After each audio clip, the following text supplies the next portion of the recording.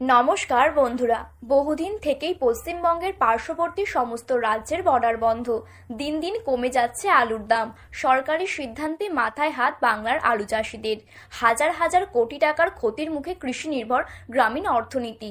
সম্প্রতি রাজ্যের বর্তমান আলুর বাজারের পরিস্থিতির ওপর রাজ্য সরকারকে নিশানা করলেন পশ্চিমবঙ্গ সরকারের বিরোধী দলনেতা শুভেন্দু অধিকারী।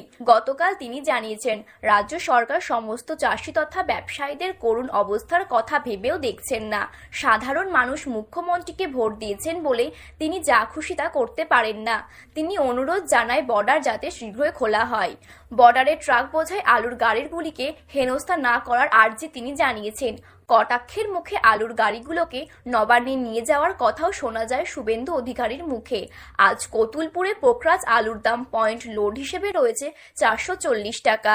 পুরনো স্টোরেজে জ্যোতি আলুর দাম রেডি হিসেবে রয়েছে আজকের দিনে 1000 থেকে 1100 টাকা কুইন্টাল হিসাবে। বন্ডের দাম 50 থেকে 60,000 টাকার মধ্যে ঘোরাফেরা করছে। বর্তমানে আলুর বাজারের পরিস্থিতি খুব খারাপ। এখন নতুন আলুর দাম তলানিতে ঠেকেছে।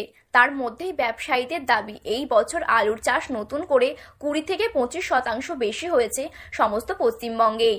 কিছুদিন পর যখন হিমঘরে আলু বোঝাই গাড়ির লাইন শুরু হবে, তখন তো আলুর বাজার আরো খারাপ হবে বলে সম্ভাবনা থাকছে। এত টাকা খরচ করার পর যদি চাষিদের লস দেখতে হয়, তবে সর্বস্ব হারাতে হবে চাষি ভাইদেরকে। উত্তরবঙ্গ থেকে দক্ষিণবঙ্গ সর্বত্রই আলুর ব্যাপক ফলন ধরা পড়েছে। এখনো রাজ্যের হিমঘরগুলিতে অন্তত 2 লক্ষ টন আলু থেকেই গেল।